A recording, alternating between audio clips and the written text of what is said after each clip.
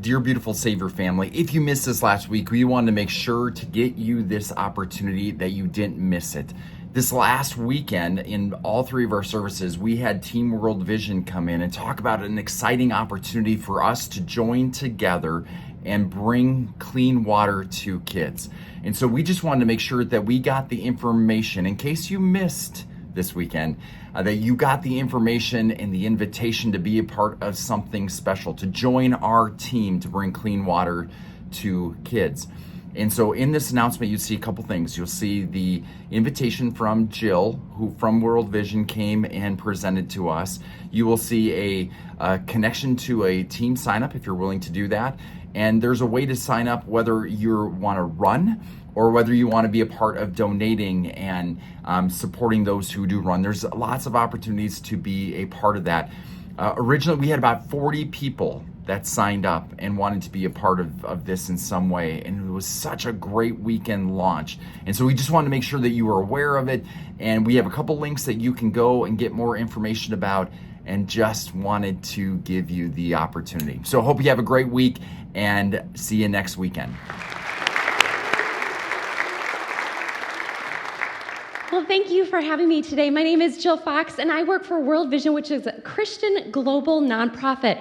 But prior to that, I spent 20 years working here in the Twin Cities in a church. So it is great to be with you today and to be a part of your community. You have been lovely last night and all this morning as well. Today, I want to tell you, though, about how my life changed a year ago. I served in the Twin Cities, and so World Vision asked me, since I worked at a church, to come to a meeting to hear about what they were doing. And I went to that meeting and I left and my life changed because they shared with me some statistics and some facts that I had no idea about. The first thing that they shared with me was that every single day in developing countries, 800 kids 5 years old and below die because parents do not have access to clean water. Many children die through the process of birth because there's not clean water. If your child begins to get sick, there's no clean water. Children are dying. Today, 800 kids will die. That broke my heart. But the next thing they shared with me also upset me. They shared with me that on average, it is children and it is women that walk 8 miles a day to get that dirty water that actually harms them. They don't get to go to school. They don't get opportunities like I do or like my kids do because they're walking for dirty water. The third thing that they shared, though, I hated. They shared with me what happens on that walk. Oftentimes, kids are abused, women are abused, and they're trafficked.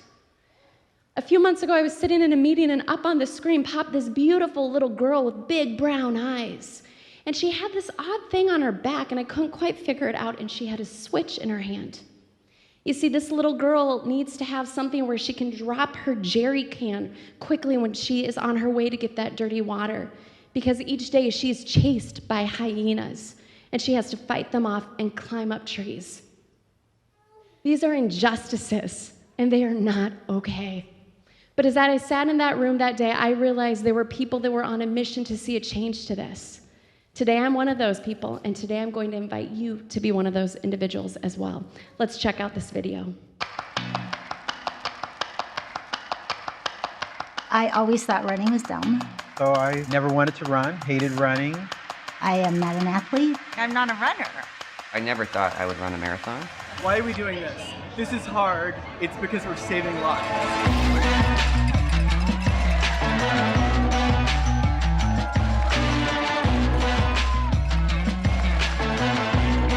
I was sitting in a spiritual recliner.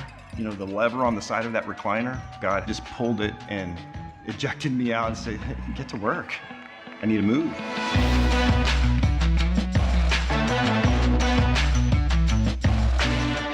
Clean water crisis is something that we think of very little because nobody here in the U.S. has to walk 6 miles back and forth daily to get water. Because of World Vision's work, children are free to go to school. Women are able to go to work and build up their local communities.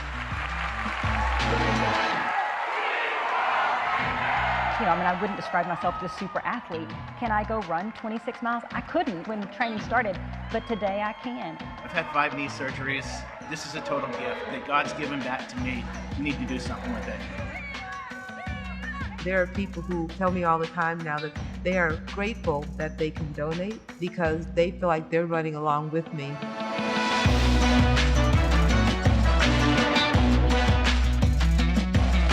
The Team World Vision family, it is a family. It doesn't matter how fast or how slow we run. These are all people who are changing the world with their feet.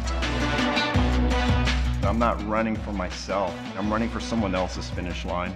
And that's what keeps me moving.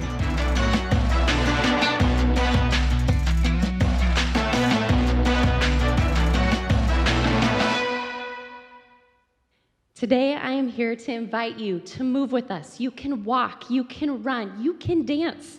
We just want you to move with us in the Twin Cities Marathon that is coming up this fall. Here's some fun facts about us at World Vision. We call ourselves the back of the pack because we are. Most of the people that move with us have never even done a 5K. 80% of the people that move with us have never done a 5K. And here's the thing, at World Vision, we have everything together for you. We have a training that literally takes you from the couch to the marathon and then back to the couch. You can do this. We move to raise money for kids that need clean water. Now, some of you are sitting here today being like, oh my goodness, they brought in a woman to ask us to do a marathon. True. But let me tell you about who Jill Fox is. One of the first and the last races I signed up for, I was moving. I didn't train for it. I was moving, and then I saw the golden arches of a McDonald's. So what did I do? I went off that track, and I called my husband to pick me up. Friends, I am your fearless leader. You can do this. I want to introduce you to a few of our runners today. On this side, you will see Henry. Henry's 76 years old, and he moves with us because he wants to make a difference for the kingdom. In the middle is Ron. Ron was sitting in his church pew the day we came in, and he weighed over 300 pounds. He wanted to get healthy, and he realized God could use him for something great. He moves with us. And then there is Kathy with her cape on. Kathy walked through a horrible, awful divorce and told herself bad things about who she was as a person. Through the process of training, she realized that God could do great things with her life. So today, when she's in her classroom, she shares with the kids that she teaches, you can do great things, as she wears her cape and her medal proudly.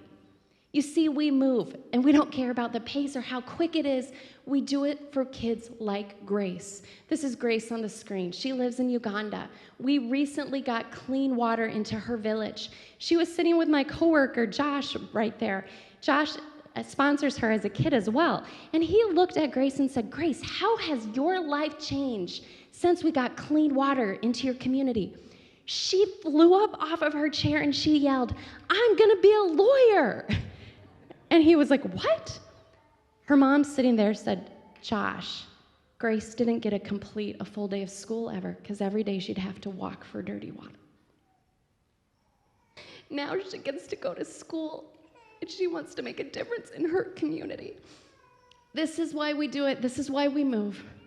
So today I am here asking you boldly if you would consider sacrificing and moving for someone you may never meet, someone that lives on the other side of the country, but someone that matters a lot to Jesus Christ.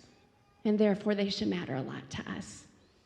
I'd love to chat with you. After this service, I'm going to be down here and I'm going to run a quick 10-minute meeting.